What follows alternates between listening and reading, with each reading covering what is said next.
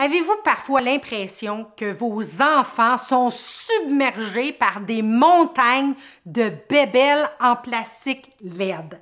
Des petites figurines à l'effigie de super-héros, des tonnes de petites autos et de gugus diverses qui brisent et qui sont toutes en plastique?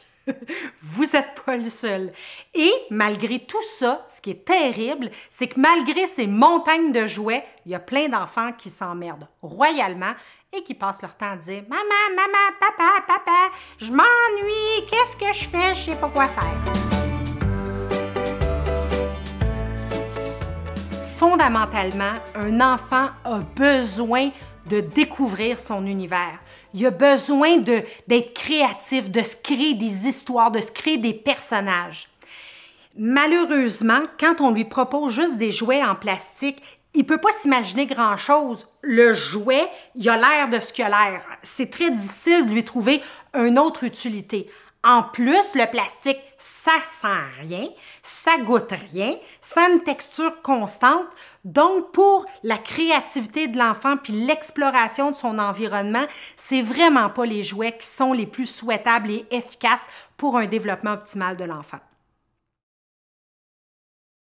Le mieux pour les enfants, c'est de régulièrement leur proposer des jouets non figuratifs, banals, des bouts de bois, des bâtons, des petits cubes, des contenants pour mettre, des vieux contenants pour mettre des œufs avec lesquels ils vont pouvoir recycler, mettre toutes sortes de trésors à l'intérieur, des trucs qui n'ont pas de personnalité propre et que l'enfant peut prendre et s'imaginer toutes sortes d'utilités, toutes sortes de fonctions. Il peut se faire des histoires, se créer des univers. Et c'est ça qui est le plus important et profitable à l'enfant. Il a besoin de créer. Et s'il est toujours confronté à des objets hyper figuratifs, des figurines très précises, on va probablement lui nuire parce que dans sa créativité, dans son innovation, il va avoir de la misère à prendre un simple bâton et en faire 50 usages différents. De la canne à pêche à l'épée pour pouvoir se défendre. Il ne sera pas tenté de trouver de nouveaux usages pour les objets et ça va lui nuire infiniment tout au long de son développement. Une des problématiques qu'on peut avoir, c'est d'avoir des tantes, des amis, des cousines, des grands-parents qui donnent plein de bébelles à la moindre occasion.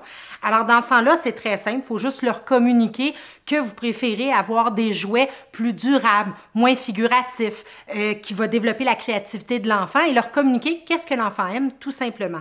Puis pour les enfants qui se retrouvent dans des magasins de jouets et qui sont hystériques et veulent tout acheter, on peut leur rapporter les causes que ça soit du plastique pour l'environnement, c'est pas extraordinaire. Tu te souviens de tel autre jouet que tu avais acheté, tu as joué 3 minutes et demie avec, puis après ça a été à la poubelle.